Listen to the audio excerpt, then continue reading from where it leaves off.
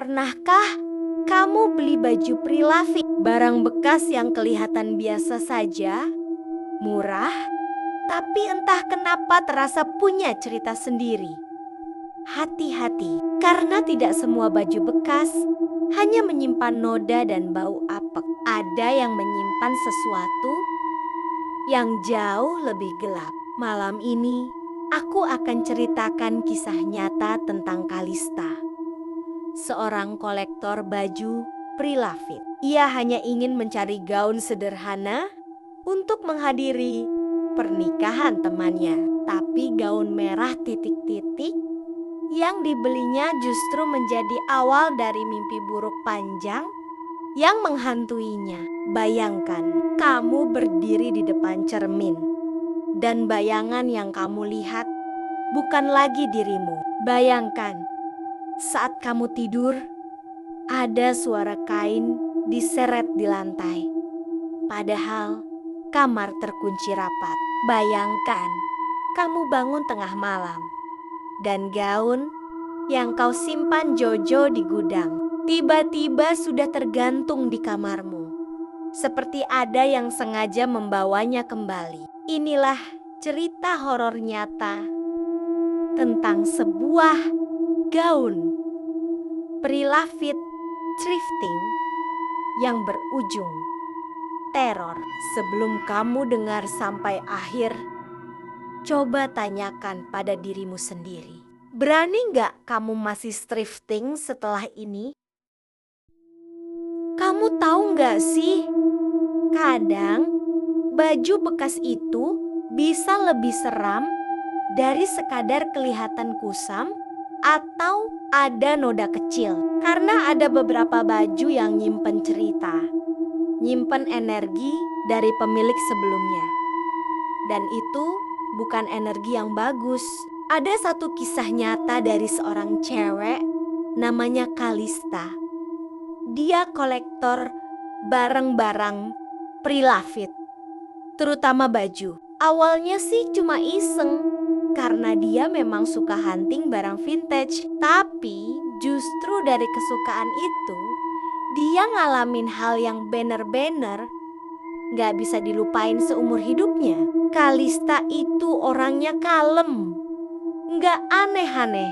Dia kuliah, punya lingkaran pertemanan yang normal, dan hobi utamanya adalah thrifting. Setiap weekend, dia selalu nyempetin mampir ke pasar barang bekas atau toko Prilafit online.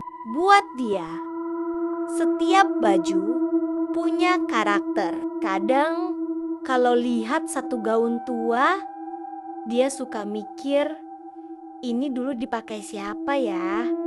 Buat acara apa ya? Ada cerita apa di baliknya?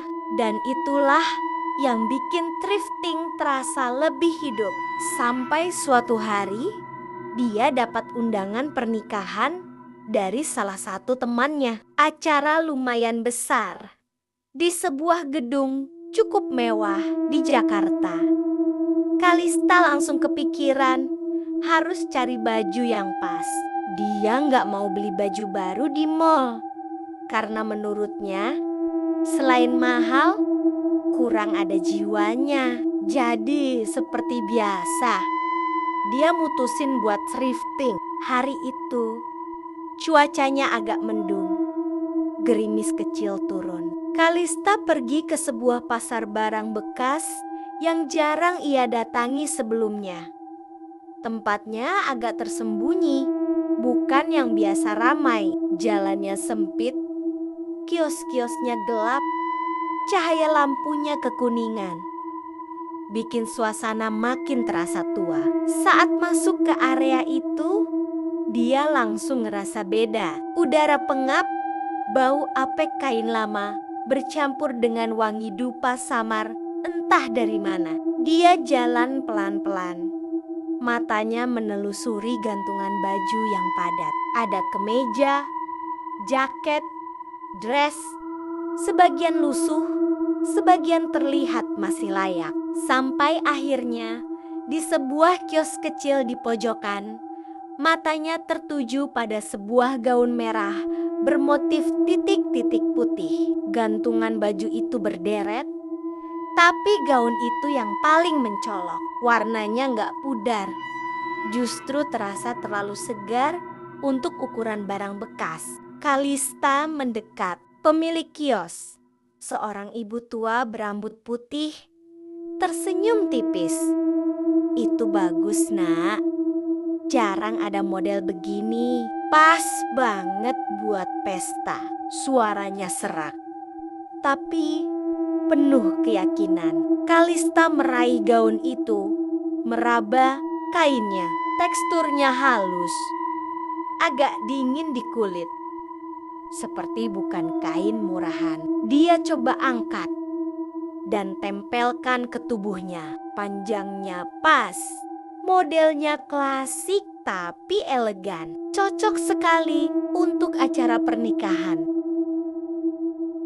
Tanpa pikir panjang, dia langsung membeli. Harganya pun murah, jauh lebih murah dari yang dia bayangkan. Ibu penjual hanya bilang singkat, "Rawat baik-baik ya, Nak. Jangan sembarangan." Kalista mengangguk, meski tidak terlalu memikirkan maksud kalimat itu. Malamnya, di kamar, Kalista mencoba gaun merah itu di depan cermin. Ia berputar sekali, tersenyum puas. Tapi saat pandangannya jatuh ke bayangan di kaca, senyumnya langsung hilang. Ada sesuatu yang aneh. Untuk sepersekian detik, bayangan di cermin tidak mengikuti gerakannya. Saat dia berhenti berputar, bayangan itu masih bergerak, seperti ada jeda. Rambut bayangan itu lebih panjang dari rambut Kalista. Wajahnya juga terlihat sedikit lebih pucat. Kalista kaget, cepat-cepat mengedipkan mata. Lalu bayangan itu kembali normal. Dia menghela napas, mencoba menenangkan diri. Mungkin cuma efek cahaya, gumamnya. Lalu dia melepas gaun itu, menggantungnya di lemari, dan tidur. Tapi malam itu, Kalista tidak bisa tidur nyenyak. Dia merasa seperti ada suara lirih dari sudut kamar. Suara yang samar, seperti bisikan, tapi bukan suara yang jelas. Sesekali terdengar seperti seseorang tertawa pelan.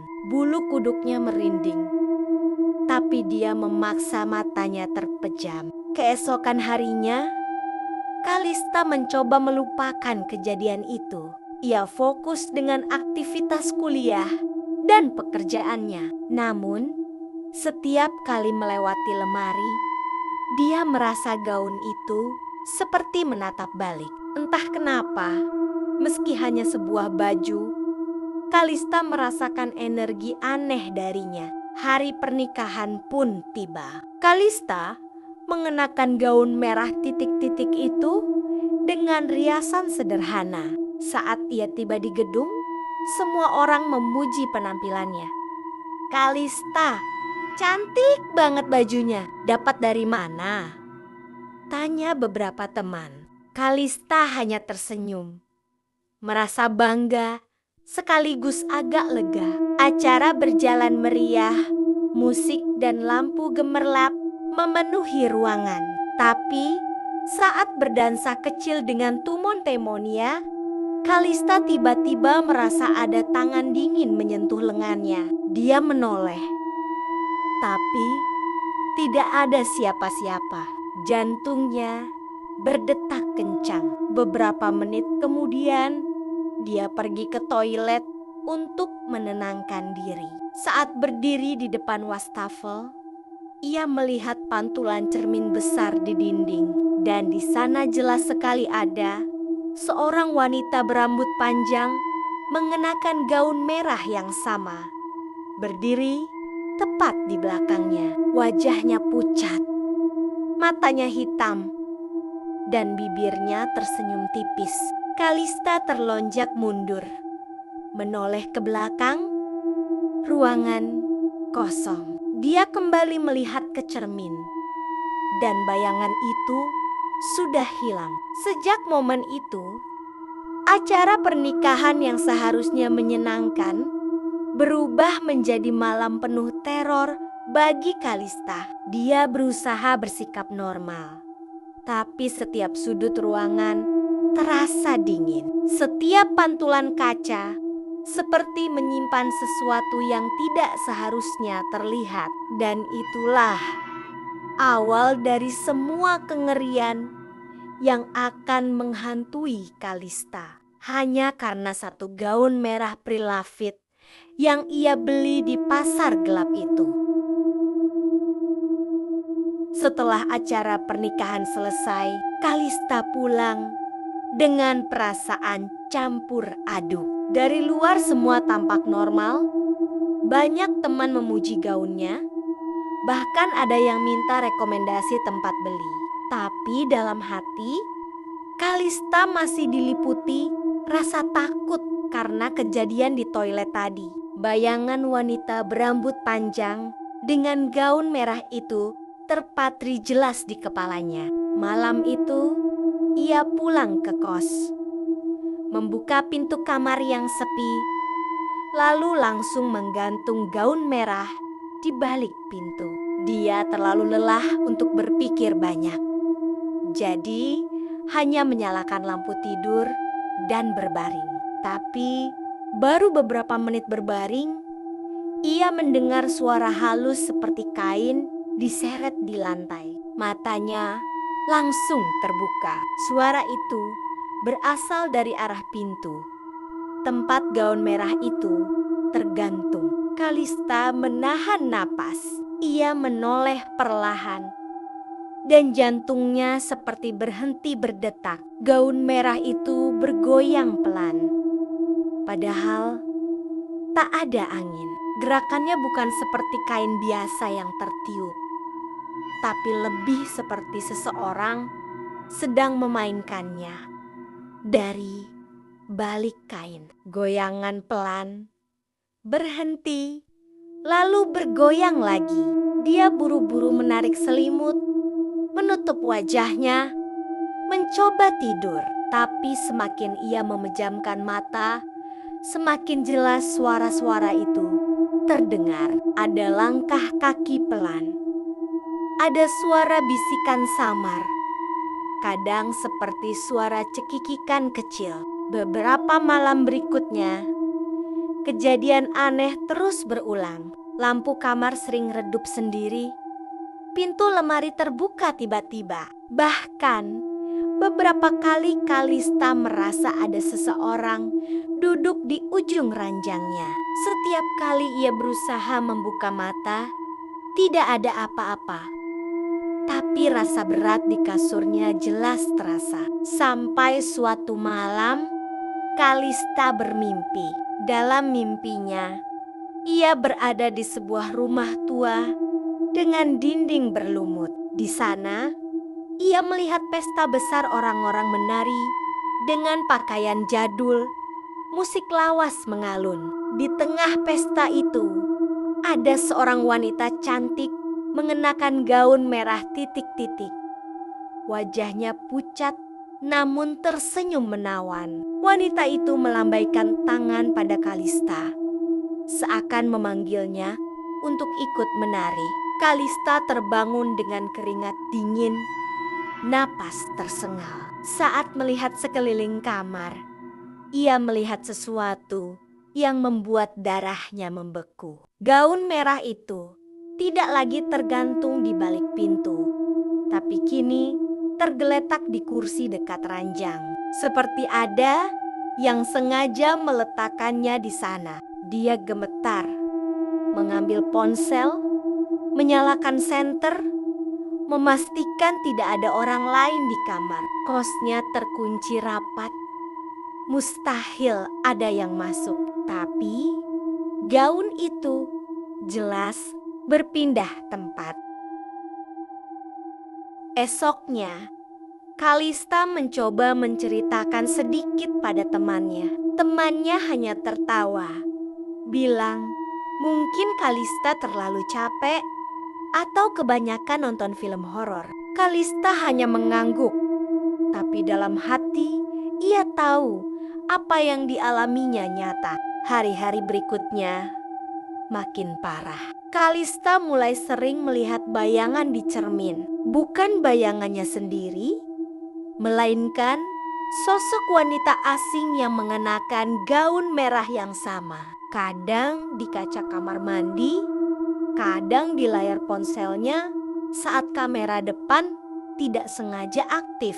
Selalu ada sekilas sosok itu di belakangnya. Suatu malam, saat Kalista sedang mencoba tidur, ia mendengar suara keras, seperti kaca pecah. Ia meloncat bangun dan mencari sumber suara. Cermin besar di kamarnya retak panjang dari atas ke bawah.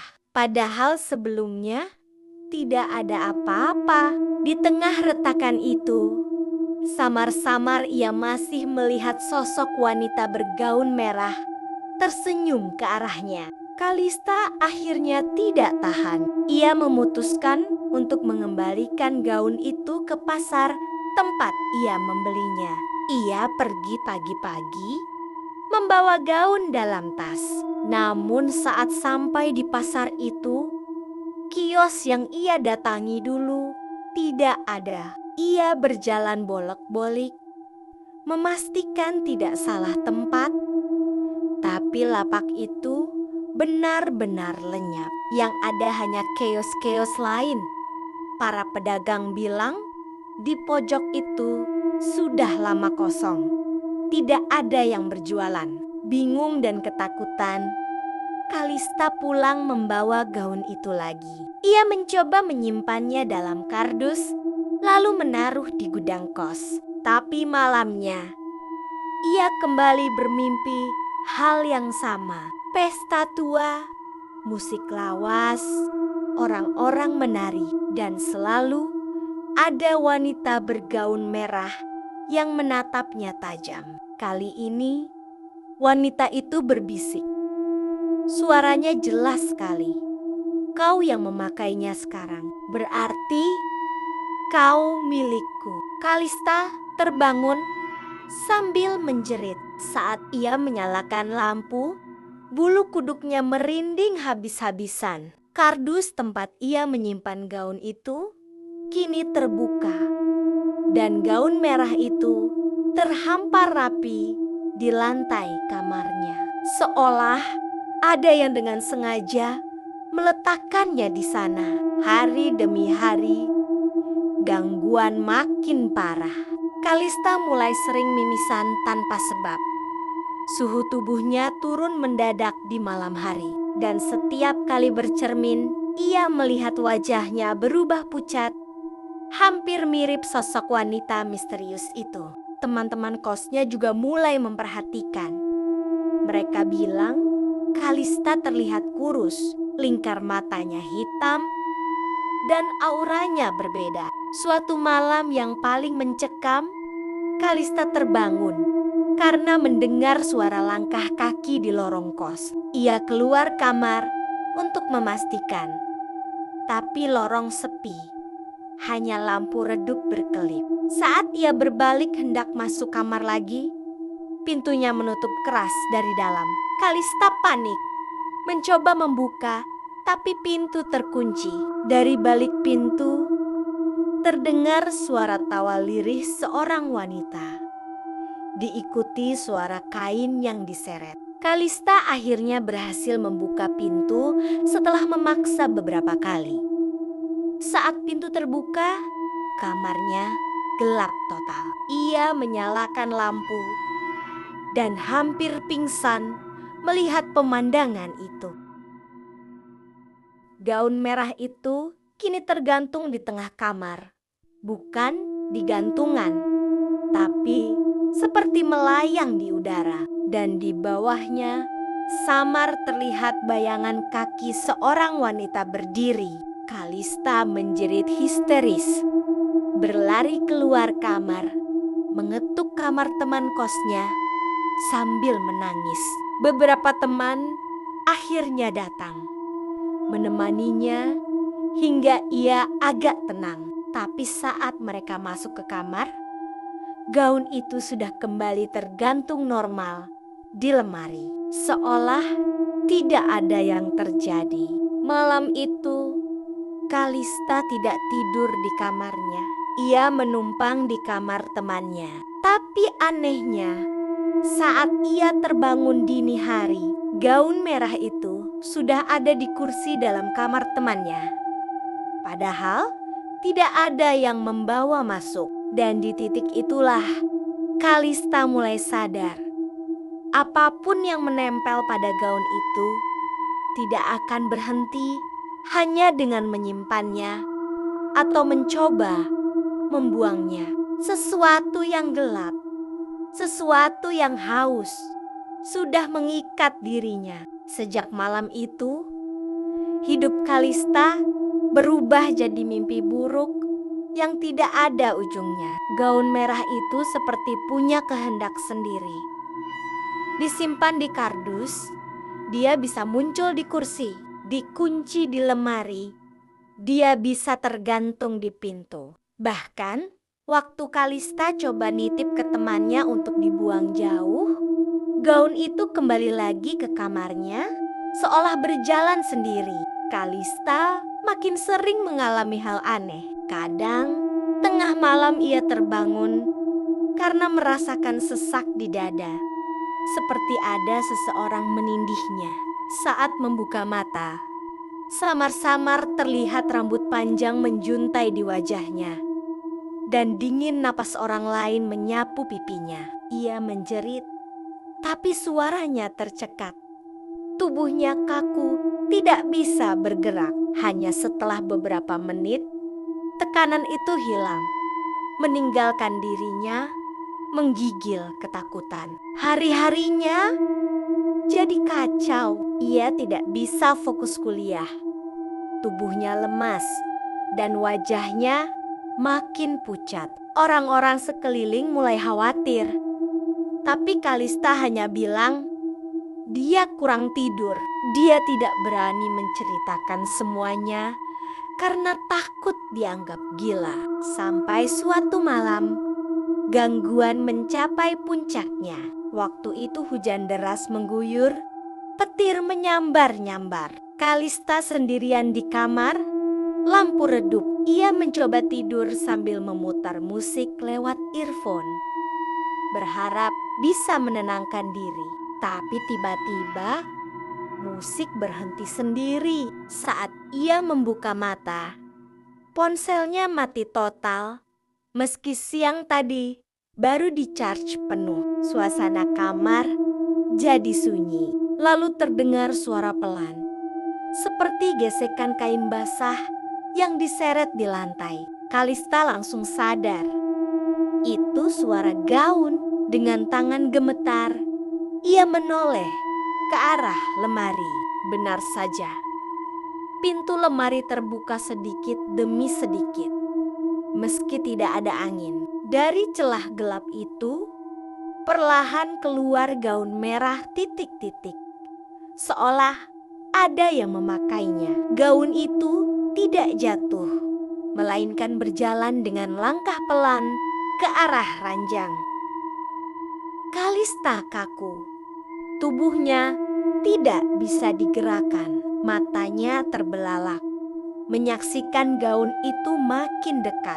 Dan saat jaraknya tinggal beberapa langkah, sosok wanita akhirnya terlihat jelas mengenakannya. Wajahnya pucat pasi, matanya hitam legam tanpa bola mata, bibirnya tersenyum lebar hingga hampir ke pipi.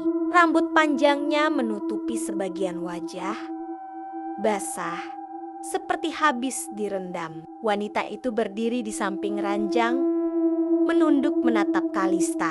Suaranya lirih, seperti desahan angin malam. Sekarang, kau milikku. Kalista menjerit, meloncat dari ranjang, berlari keluar kamar tanpa pikir panjang. Ia berlari ke lorong kos, mengetuk pintu teman-temannya, tapi semua pintu terkunci rapat.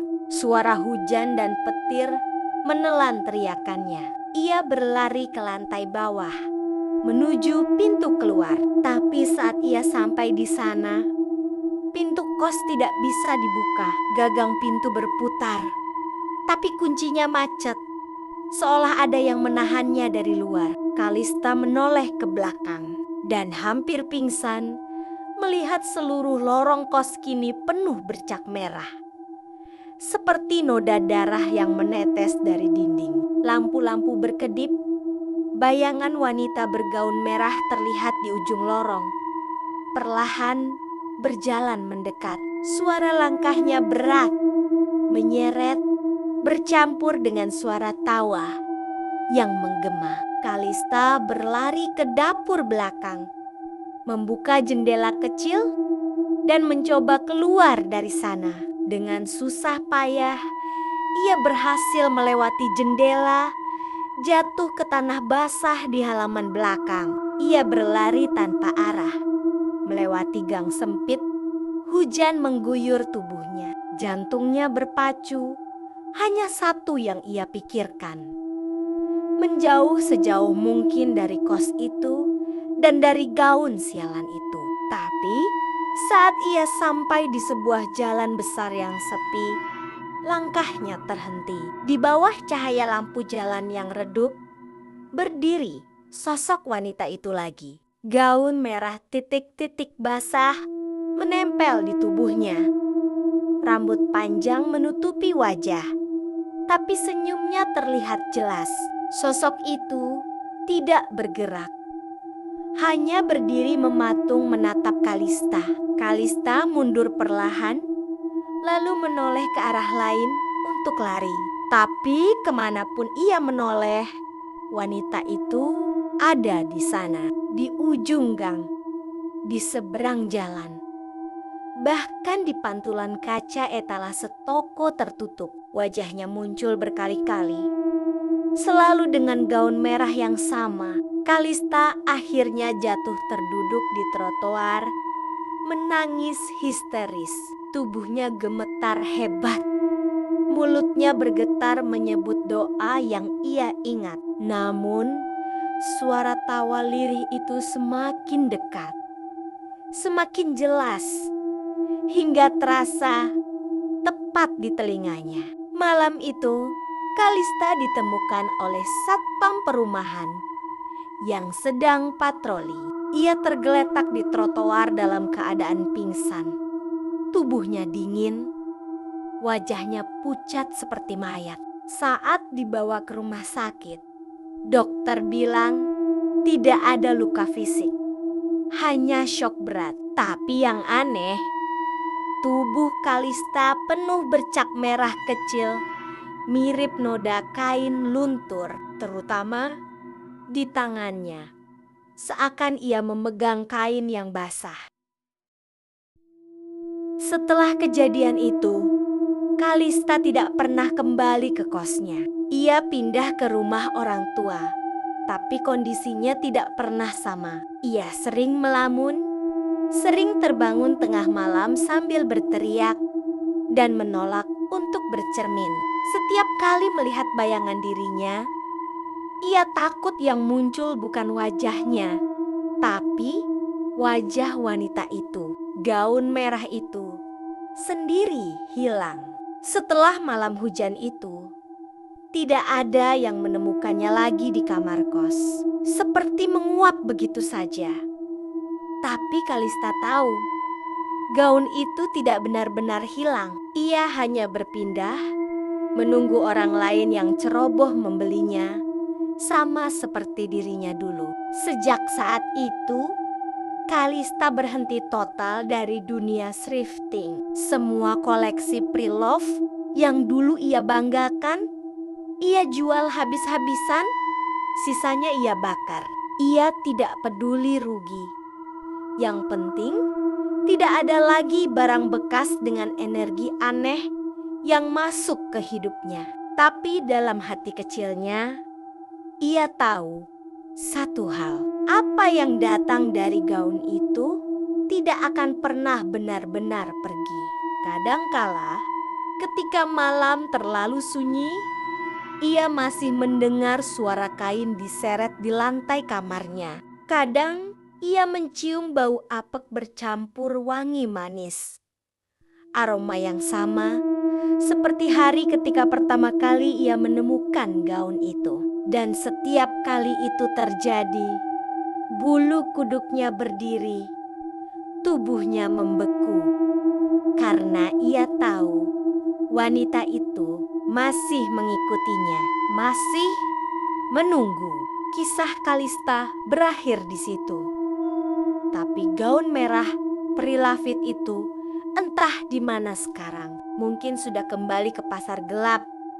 Mungkin sudah dibeli orang lain. Jadi kalau suatu hari kamu lagi thrifting, terus menemukan gaun merah motif titik-titik yang terlihat terlalu sempurna untuk sebuah barang bekas, hati-hati, bisa saja itu gaun yang sama. Dan kalau kamu nekat memakainya, mungkin bukan hanya baju itu yang melekat ke tubuhmu, tapi juga arwah yang bersamanya. Dan itulah kisah nyata Kalista dengan gaun Prilafit merah titik-titik. Sebuah pelajaran bahwa tidak semua barang bekas layak untuk kita bawa pulang. Kadang sesuatu yang terlihat murah dan indah bisa menyimpan bayangan masa lalu yang menolak untuk dilepaskan. Kalau kamu sendiri berani masih thrifting setelah mendengar cerita ini? Atau mungkin kamu pernah punya pengalaman serupa barang bekas yang membawa energi aneh atau gangguan? Kalau iya, coba ceritakan di kolom komentar. Siapa tahu kisahmu bisa jadi cerita berikutnya di channel ini.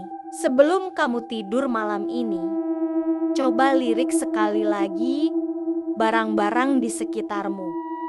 Pastikan tidak ada yang bergerak sendiri. Dan kalau kamu ingin terus mendengar cerita-cerita horor seperti ini, jangan lupa tekan tombol subscribe, nyalakan lonceng notifikasi, dan like video ini. Karena setiap malam akan ada kisah baru yang menunggumu di sini. Sampai jumpa di cerita horor selanjutnya. Semoga kamu bisa tidur nyenyak kalau berani.